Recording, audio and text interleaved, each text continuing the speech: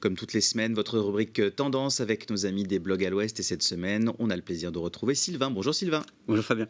Et aujourd'hui, vous nous proposez un focus sur des restaurants nantais qui emploient des personnes qui sont éloignées de l'emploi.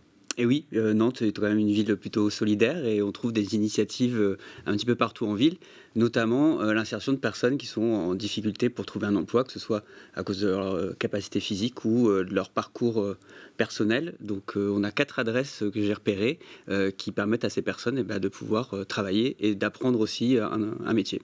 Alors, vous nous emmenez tout d'abord au restaurant Le Reflet et on le connaît très bien. Ben oui, le Reflet, ça existe depuis 2016. C'était le premier restaurant employant des personnes en déficience mentale et qui aujourd'hui a fait des petits, puisqu'il y en a d'autres en ville, vrai, d'autres en France, pardon. Et puis un autre restaurant, le Reflet, même à Paris. Donc c'est un restaurant plutôt gastronomique, on y mange très très bien.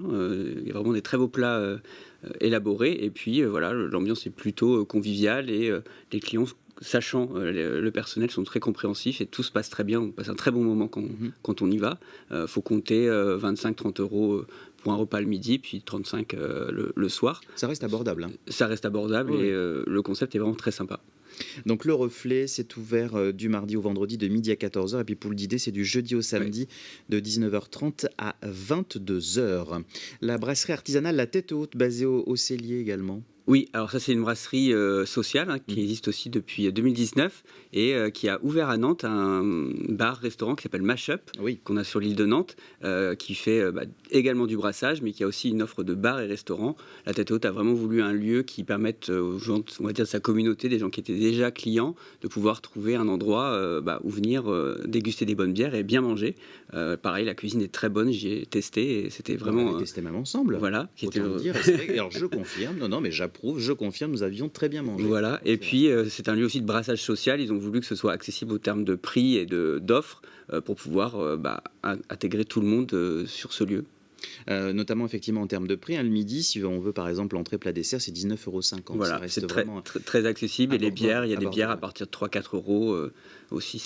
Ils font des petites assiettes le soir aussi à partager. C'est ça, assiettes à partager. Et vous avez le dimanche, à ne pas rater, un brunch. Ah, le brunch. Oui, c'est ouvert 7 jours sur 7, c'est ça. C'est ça. Donc ça, faut le préciser également au niveau des horaires. Dans le même quartier, il y a le restaurant Fer. Oui, alors là, c'est un brassage plutôt générationnel, mais aussi culturel, puisque ce restaurant emploie des personnes pour leur apprendre, des personnes issues de l'immigration, pardon, et souvent réfugiées, pour leur apprendre le métier de la restauration.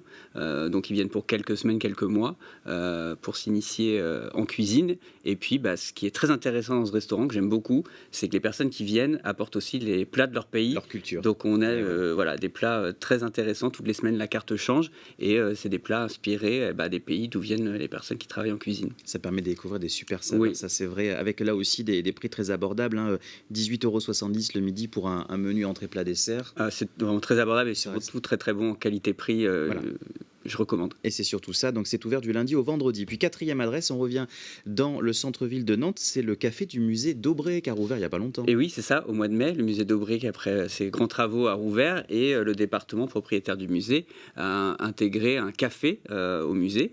Alors, à savoir que le café, son entrée est indépendante du musée, donc on peut très bien venir au café sans être visiteur du musée, et on peut profiter toute la journée d'une offre de café dès le matin, dès 10h jusqu'à 18h le soir, mais aussi le midi, d'une petite offre de cantine qui est très très intéressante. On a des tartines, on a des salades, plats du jour, autour de 11 €, 11,50 €. Et donc en cuisine, on trouve à la fois des employés fixes de chez BAM, qui a obtenu donc la gestion du lieu. BAM, c'est un traiteur qui se trouve à Saint-Herblain, plutôt spécialisé dans la restauration d'entreprise, et qui œuvre aussi pour l'intégration de personnes en insertion professionnelle. Et donc au Café d'Aubray, on trouve la moitié du personnel qui vient en insertion professionnelle. Donc ça peut être des gens issus de l'immigration ou des personnes qui n'avaient pas d'emploi, qui n'ont pas de formation et qui viennent apprendre le métier de la restauration. Ce sont de très belles adresses, alors non seulement pour les valeurs qu'elles véhiculent, mais aussi pour ce qu'on y mange et ce qu'on y trouve aussi. Je les ai toutes testées, donc je vous assure qu'on y mange très bien, c'est très qualitatif. Approuvé par Sylvain là-dessus, c'est une certitude. Merci beaucoup Sylvain pour ces belles adresses et cette chronique tendance que vous retrouvez bien sûr sur le site des blogs à l'Ouest et sur notre site telenantes.fr.